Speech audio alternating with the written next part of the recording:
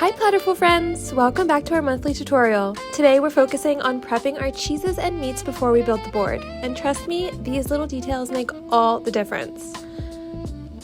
First up, let's talk about our brie. I'm using the Briette Brie, and to give it a little Valentine's flair, I'm taking a heart-shaped cookie cutter and pressing it straight through the center. Now don't be shy, really press it right through the middle to get that perfect heart cutout.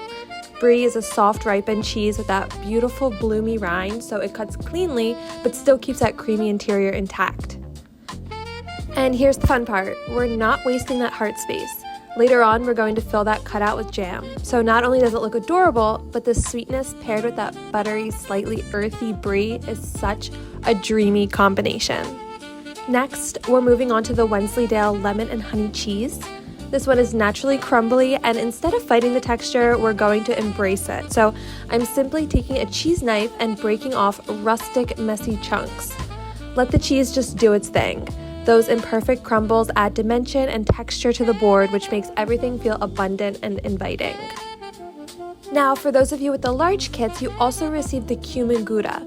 Gouda is typically smooth and creamy, but the cumin seeds add this warm, slightly nutty spice that's so unexpected and delicious. I'm starting by trimming the rind off carefully, but instead of tossing it, I'm placing the rind back on the board as a little placeholder. It keeps the board looking full and intentional. Then I'm cubing the remaining cheese into bite-sized pieces and nestling those cubes right back inside the rind. It almost looks like the little cheese basket, and it's such a simple but elevated touch. Now onto the meats. I made a salami rose, perfect for Valentine's, but honestly just adorable any time of the year. I'm using a small cup that was actually intended for jam. I layer each slice of salami around the rim of the cup, slightly overlapping them, working my way around until I'm down to about 6 slices. And for this, you can use any cup that you have on hand, whether that be a little ramekin or a little glass dish.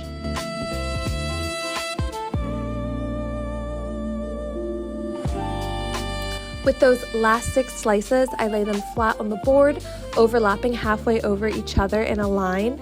Then I fold them hot dog style lengthwise and tightly roll them from left to right.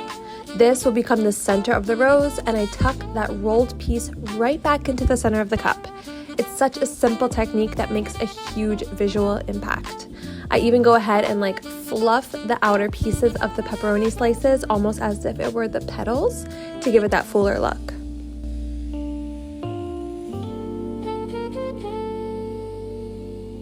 For those of you with the large kit, you also received a summer sausage.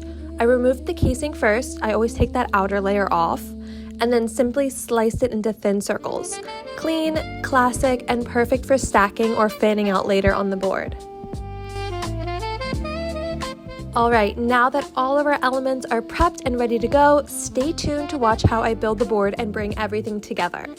If you have the large kit, go ahead and skip about a minute or so into the video for your board.